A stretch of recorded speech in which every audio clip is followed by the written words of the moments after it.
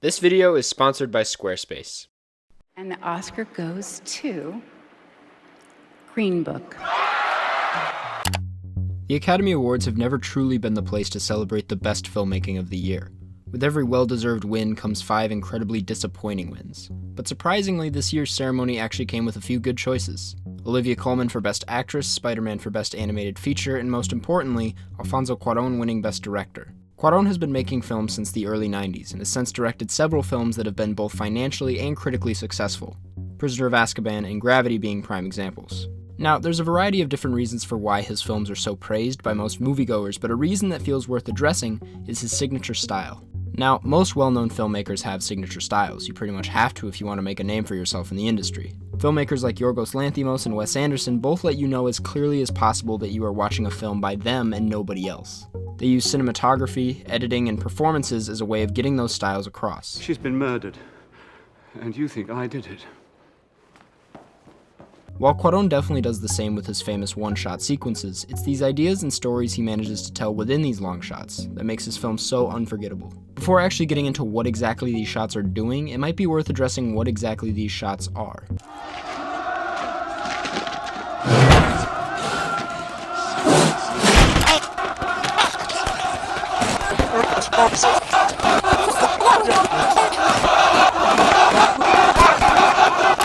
Long one-shots are nothing new. Filmmakers have been playing around with this idea for years. There are also a variety of different ways of approaching the one-shot. In Alejandro Iñárritu's Birdman, the camera does a lot of following as a way of emphasizing the fast-paced environment. In something like Gaspar Noé's Enter the Void, the camera feels like a roller coaster as a way of creating a psychedelic experience. Yeah, I haven't actually finished reading the whole thing, but it's pretty good.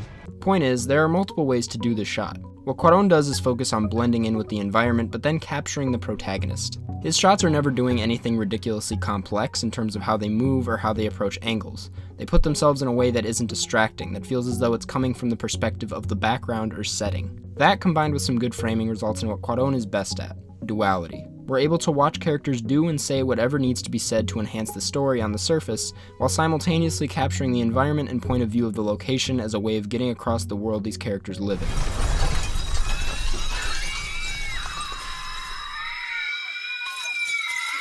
Oftentimes, these locations come with stories of their own, which as a result, gives the viewer 2 stories at once, thus giving Alfonso Cuarón a distinct style. With a pretty basic understanding of what these shots are, it's now important to look at the films themselves and see how they each use these shots. The films that we'll look at that in my opinion do this best are Y Tu Mama Tambien, Children of Men, and Roma. The first film to look at is Y Tu Mama Tambien, one of Cuarón's earlier films, and in my opinion, the first to use this shot as effectively as possible. The main story this film tells is this road trip between 2 friends, Julio and Tinoch, and what happens when an older woman named Luisa joins them. It's a story about sexuality, growing up, mortality, relationships, you get the point. The story underneath that is primarily told through the visuals is about the current state of Mexico and its politics. You can tell by the protest scenes, the political imagery, the pigs that ran loose that will later be slaughtered. Almost every scene comes with, in a sense, another entire story. These are stories and ideas that couldn't possibly be told or examined had it not been for the one-shots that Alfonso scatters throughout the film. Had this been shot like a quote-unquote normal film, the film would feel messy, too obvious, and the beauty that comes with the authenticity of these relationships, as well as the subtlety at which the politics of Mexico are told with, would completely disappear.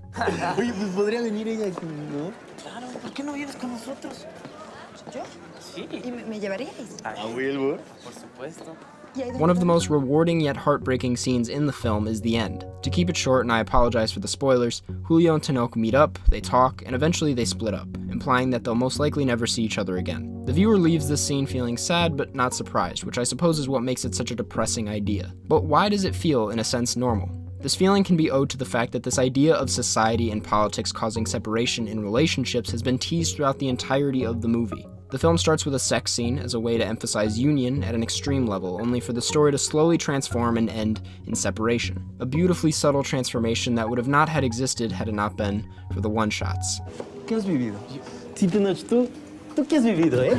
¡Ay! ¿Qué pasó? ¡No mames! Perdón. The second film to look at is Children of Men. Children of Men is an incredibly complex film that examines many heavy themes and concepts regarding humanity. Simply put, this film is an absolute masterwork. From Cuarón's direction to Lubezki's cinematography, even the casting. The story takes place in the year 2027. Much of the world is in shambles and is now ungovernable and uninhabitable as a result of various wars, terrorist attacks, and natural disasters. Britain is one of the few places left where there is at least some sort of order left in society. Infertility now plagues humanity and has it to the point of extinction. We follow Theo, a discouraged, borderline alcoholic bureaucrat who ultimately ends up being the unlikely hero of the story. On the surface, this film is about getting Key, the only pregnant woman on Earth at this time, to a safe environment filled with the right people to give birth to her child. The plan is to make her and her newborn examples of hope, because in this world, that's exactly what they are. But similar to Y Tu Mama Tambien, this film comes with multiple narratives happening at the same time. Perhaps the most interesting story beneath the main story is the one that follows the triumph of the human spirit.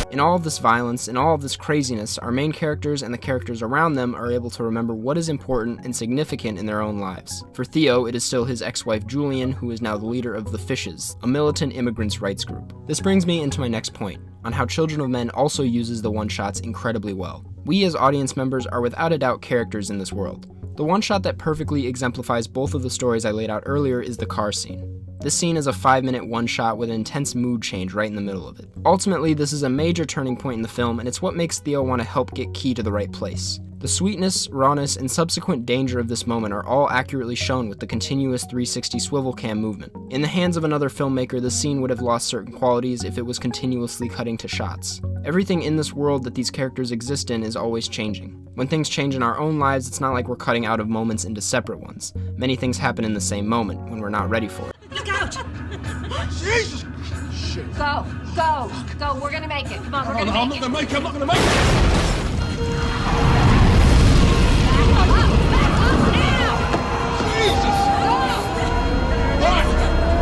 In a way, I think that this is part of what Cuarón and Lubezki are trying to say with regards to the visual style of Children of Men, and this scene is a perfect example of that. One moment you could be reconnecting with your previous partner and catching a ping pong ball in your mouth, and in the next you could be holding that person in your arms as their life slips from your grasp. Jesus Christ! Julian!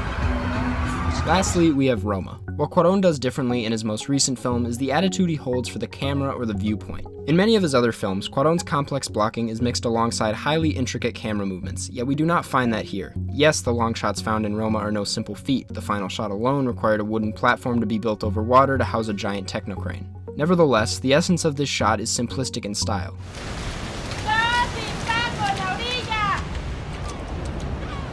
What Cuarón does best is blending camera into the environment, a skill that's been clearly mastered at this point in his career. It's through this skill where the point of view places you directly as an observer in the story. In this story in particular, we follow the main protagonist Cleo, a maid who works for a falling upper middle class family. In Roma, the camera doesn't come in closer or back away. It instead maintains a constant distance from the action, a non-objective point of view. And although true objectivity does not exist in cinema, this is Cuarón's attempt to defy just that.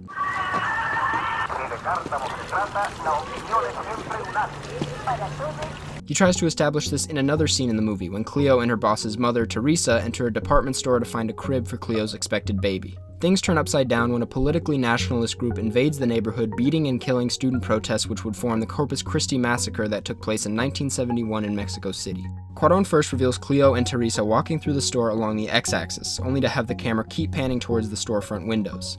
Outside, we see the armed political group invading the streets, and then we turn back to face Cleo. Cuarón has placed us, the audience, in this setting. He has established our boundaries, and now all we can do is watch and feel trapped. And I believe that this is the place where Cuarón uses his long shots to the best of his ability. He's obviously showcasing the emotions and psychology of each character he shows on screen, but more importantly, he lets the audience dictate this further based on the environment they find themselves in.